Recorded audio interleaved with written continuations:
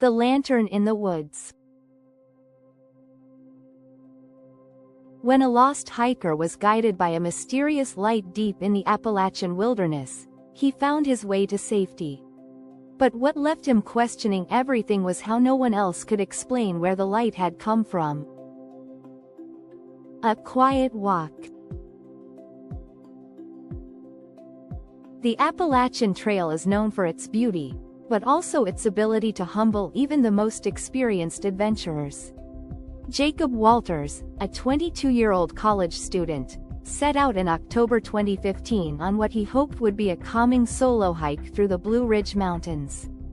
Instead, he found himself at the center of an unexplainable event, one that still makes him pause whenever he talks about it. It was a weekend that was supposed to bring him peace, but it ended with a story that Jacob swears changed his understanding of faith and divine intervention.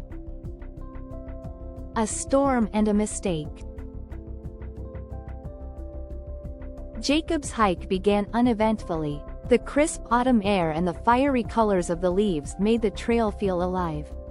He was several miles into the woods when the forecasted drizzle turned into a sudden, violent storm. Sheets of rain poured down, obscuring the already narrow trail.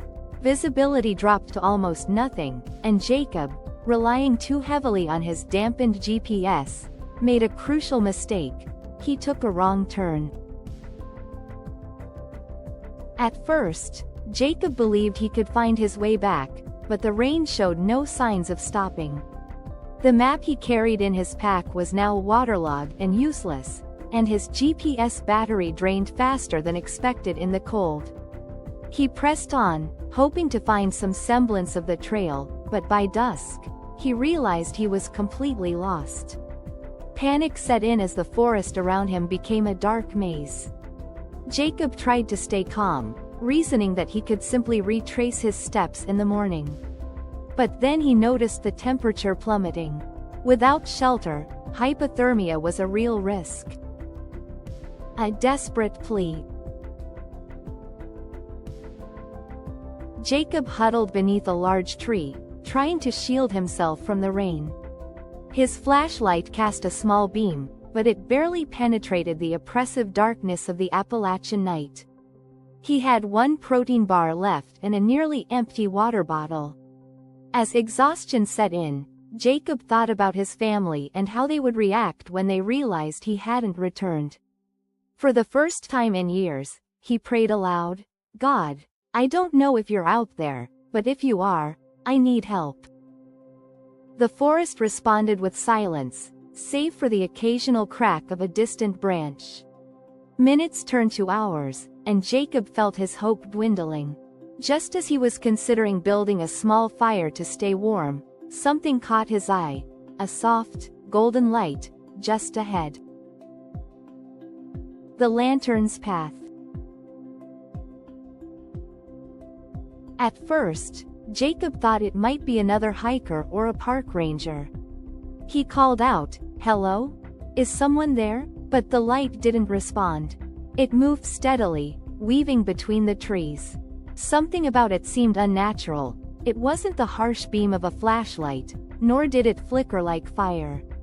It was soft, steady, and seemed to glow from within.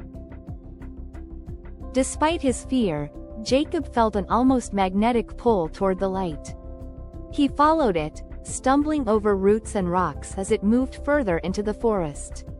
Each time he thought he might lose sight of it, the light seemed to wait for him, hovering just far enough ahead to guide him forward. The trail beneath his feet became more defined, though he hadn't noticed it at first. Jacob realized he was being led somewhere. After what felt like an hour, the trees thinned, and Jacob saw the faint outline of a wooden structure. It was a small ranger station, barely visible in the rain. He ran toward it, shouting for help, and a ranger inside quickly ushered him in. Unanswered questions. Once Jacob was safe, he tried to explain what had happened. "There was a light," he said, his voice shaking. "It led me here." The ranger gave him a puzzled look. What light? No one's out here this time of night, especially not in this storm. The next day, Jacob returned to the area with the ranger, hoping to find some trace of the old trail or the person carrying the lantern. But the path he thought he had followed was almost completely overgrown, as if it hadn't been used in years. The ranger checked with other staff and nearby hikers, but no one reported seeing anyone carrying a lantern. Jacob's story didn't fit with any logical explanation. A mystery that endures. Years later, Jacob still reflects on that night.